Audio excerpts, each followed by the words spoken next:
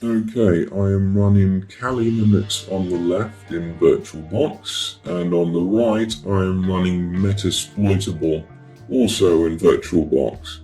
If you don't know what Metasploitable is, it's just a vulnerable virtual machine, so we can test out a few of the Nmap scans to see what it can find out.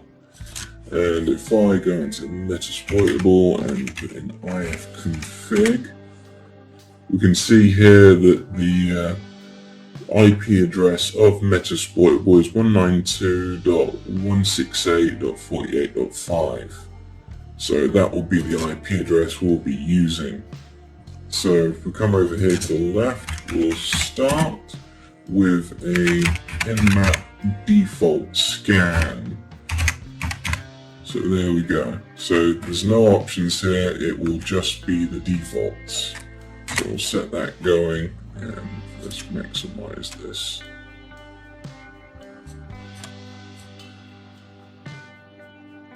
This shouldn't take too long. Right, now we can see that it's discovered a number of ports which are open. Now, you can see for each entry you have the port, so it's TCP port 21. And it is open, and the service it thinks it is running is FTP. I only say thinks because sometimes these can't be accurate. See, this one at the bottom says unknown. Some of them, like, it will try like a good guess, but sometimes these can be wrong. But you have to do an extra couple of steps later just to confirm that it's running. But for now, this is just a nice brief overview of everything that's running. And the default scan is the same as putting this into Nmap. So first of all is the scan type, which is a SYN or stealth scan, as it is also known. The timing of the scan is 3, which is the default timing, so it's not too fast, not too slow. The timings go from 0 to 5, but 3 is what most things will run at unless you specify. It will also do top ports 1000.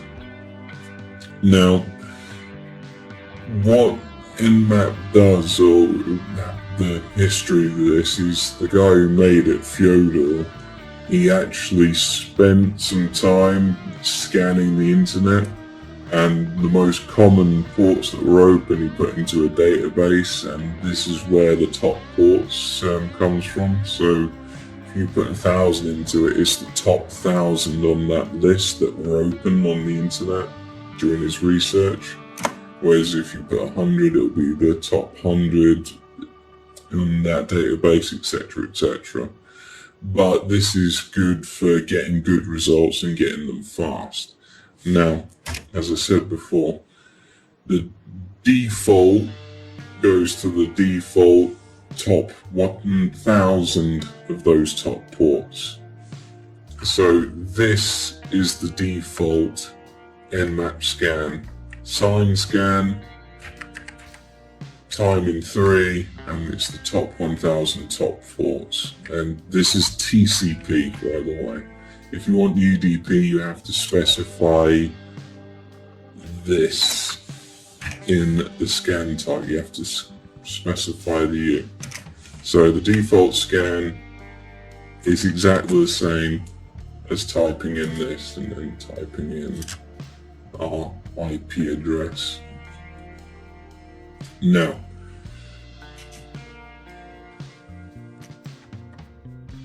okay, next we'll be doing the scan type TCP connect, which you put in by doing this -ST.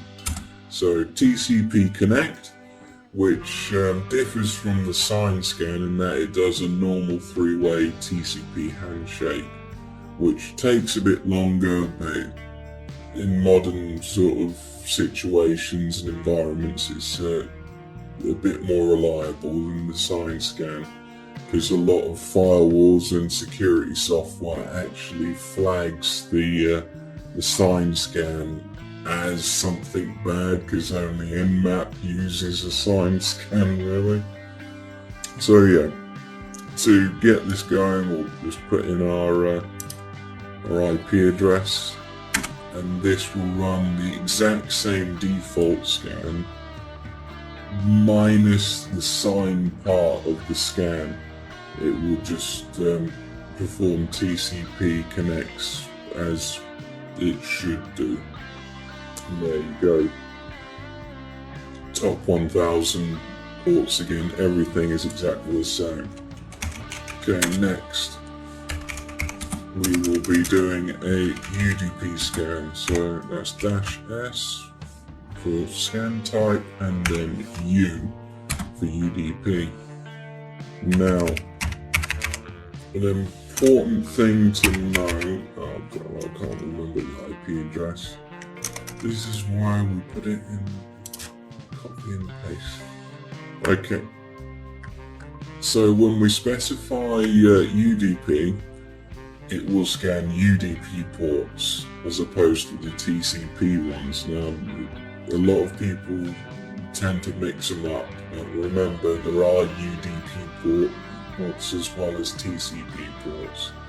So this will run default timing, UDP scan, and it will do the top 1000 ports, but it will be the top 1000 UDP ports, not the top 1000 TCP ports.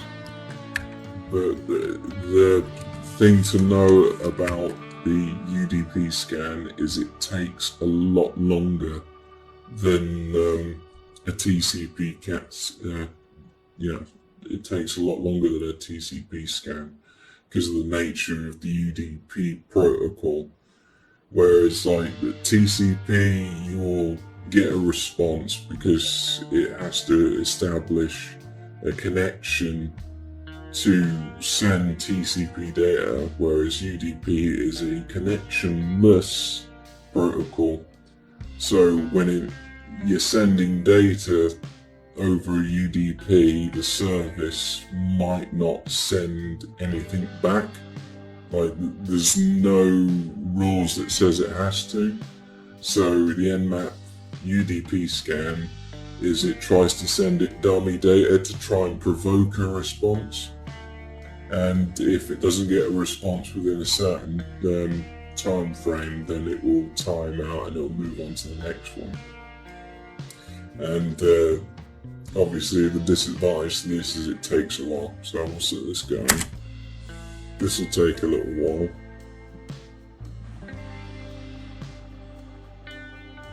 Okay, there's the UDP scan done. And this took a long time. It took about 15 minutes to get this thing done. But yeah, you see here the difference under port. It says UDP, so 33/UDP as opposed to TCP. Now, a lot of people overlook the UDP ports because about 95% of the internet uses TCP, so it's not used as much. But if you're being thorough, it's a good thing to check up on as well. Now, let's get into the real usefulness of Nmap. So our next scan type is -S, is the version scan, which is -SV, and then we will paste our IP address in there. And what this does is not only does it look at what ports are open and closed, but it also tries to figure out what is running on those ports, and it tries to get version information from them. Now, in addition to this, I'm going to speed this up a bit by using the -T flag. Now, this is for timing, and we will set it to T4 to speed it up a little bit. For the majority of use cases, T3, the default timing, is good. The higher you make the timing, the more likely it is that the scans can become unreliable, and they become noisy as well because you're sending lots of information. It really lights up networks. So default timing is usually the one to stick to. If you're doing proper commercial testing, then you'll probably end up using T2 quite a lot because it allows you to get more accurate results and it's less likely you'll be discovered. Now you can see here we have got an extra column. We have the version column, and under this it is actually displaying what is running on these ports. So on port 21, TCP 21 that is, we are running an FTP service which is VSF TPD 2.3.4. So this information is brilliant. We can go and research that software, see if there's any exploits available for it, and see if there's any way we can exploit it. Okay, so that was the version scan. So if I clear this up now. Next, what if you only want to see a certain port? Well, that's easy to do. We just use the -P flag. This is specifying what ports you want to scan. So say we want to scan port 80 on our Metasploitable. So that's doing the default SYN scan, and it's doing it with default timing as well. If you don't specify a scan type, it will just fall back to the SYN scan. And there we go, we have port 80. Now if we want to see what's running on that service, we'll put that in again, but this time we'll specify the scan type as our version scan. This time it will grab the version information, which should say Apache. And there we go, we have our version information now. Now,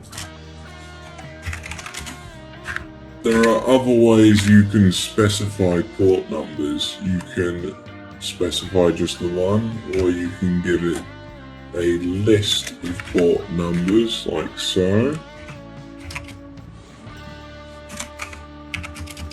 They don't have to be in a specific order, they will be organized after it's done scanning them.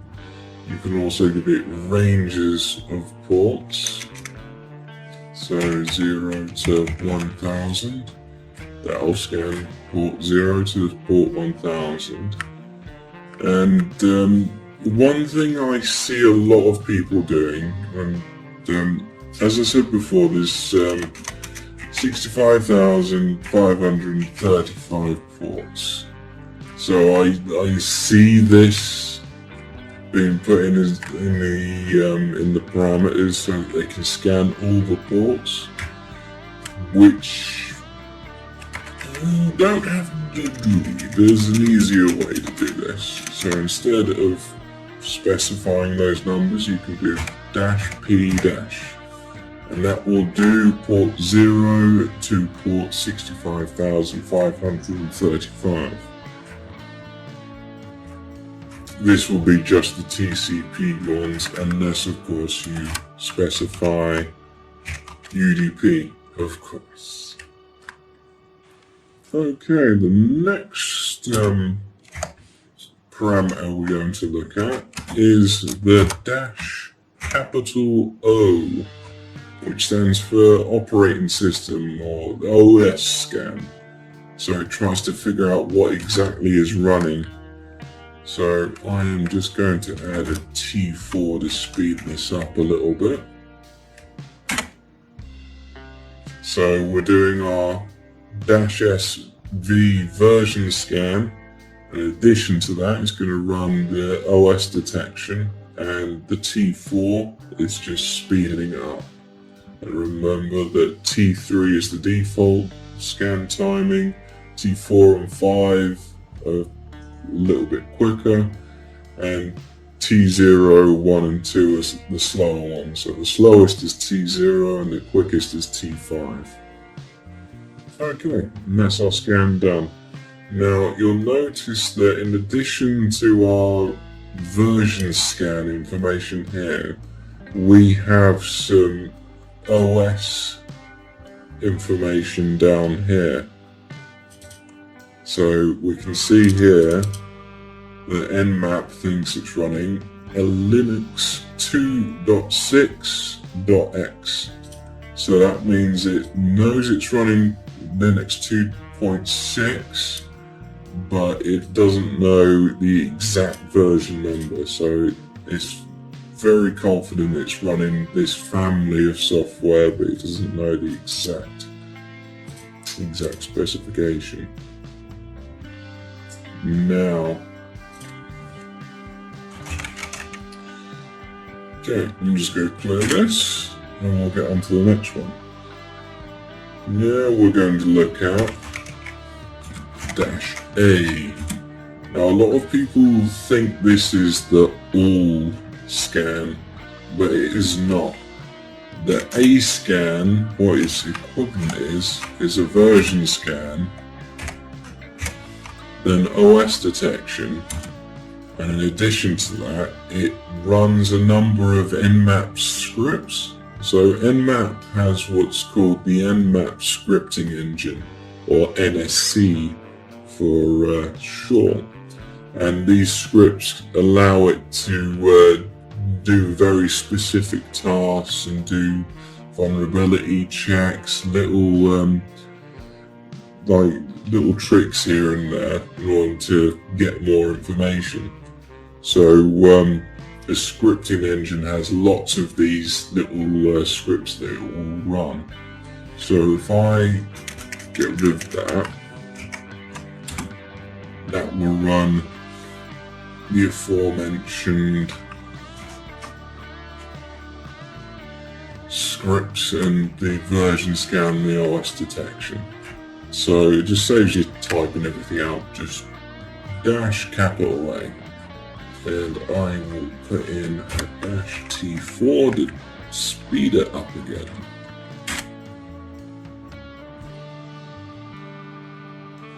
Okay, our scan is complete, so let's scroll up a little bit. Now you'll see we have our same columns here for the version scan, but under each port it's actually put a little section which has very unique information. So for this one, port 21 and the FTP service, it's run a number of scripts to try and find some more information for it. So it's run the FTP-anon script, which determines whether or not you can log into the FTP server anonymously, and it has found that it is allowed, which is very bad. And the next one it's run is FTP-SYST, and it looks like this one, it just gets some basic information from the server. So there we go. And you can see for other ports it's found other information such as the SSH keys. And what other ones have we got? Looks like it's looked at the SMTP, that's Simple Mail Transfer Protocol. It's looked at the commands that it's allowing. And you see it's just got a lot more detailed information about each port. And at the very bottom you can see post script results. So those are the extra scripts that it ran. And you can see here actually is displaying the name of Metasploitable, the vulnerable virtual machine that we're running this against. so they can tell you a lot of information. Let's clear that up. Okay, the next one we're going to look at is, let's say we want to scan all the TCP ports, so that's all 65,000 odd of them. So -p- for all 65,535 ports. I have to Google that to memorize it. I always forget that bloody number. And we want all of them to scan. And we'll put in our IP address of Metasploitable, and we'll set that going. Now the problem is this will just give us no information until it completes, and this can take a long time. So I'm just going to Control-C this, that stops it. Now what you can do, we'll run the same scan, but we'll add -v, which is the verbose flag. And what that does is it gives us a lot more information, but as it's scanning, you can see that it will actually tell you any ports that it finds open as it's scanning. So we can see here that it's showing us ports that are being discovered as it's scanning them. Now if you're doing a time-critical task such as an exam or a pen test for a company that's only got so much time that you're allowed to access it, it's very handy because as it's scanning you can see what's open and you can use other tools to figure out what's going on with it, or you can set up more Nmap scans against it. So that is the verbose flag. Okay, our final flag to give it is -pn. Now, Nmap, before it starts doing any port scanning, it will actually try and ping the target with the ICMP ping echo request. And a common practice now is to disable a machine's ability to respond to that. So if it gets a ping, it will not respond to it. So if you run Nmap against that machine with its default settings, it will try and ping it and it will not get a response, and it will assume that it's down and it will not do any scans against it. So to prevent that, you put in the -pn and that skips the ping and it will run the port scan anyway. So we'll do that,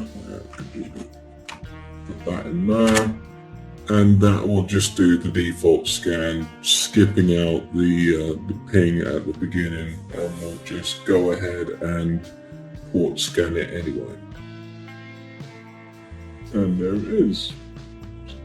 Standard default scan. So yeah, that's everything. I hope that this has been informative to you. I realise there's a lot more features to Nmap which I have missed out. Like there are a lot of features such as its output into a file. It can take an input list from a file, but for the most part, you'll be using them if you're doing more advanced penetration testing and if you're automating the process. So this is just a brief overview. Feel free to look at the manual for Nmap. So type in Nmap and it will tell you a lot more of the options you have available. So you can see there are even different version intensities for the version scan, and there are lots of options for use. So yeah, I hope this was useful, and thank you for watching.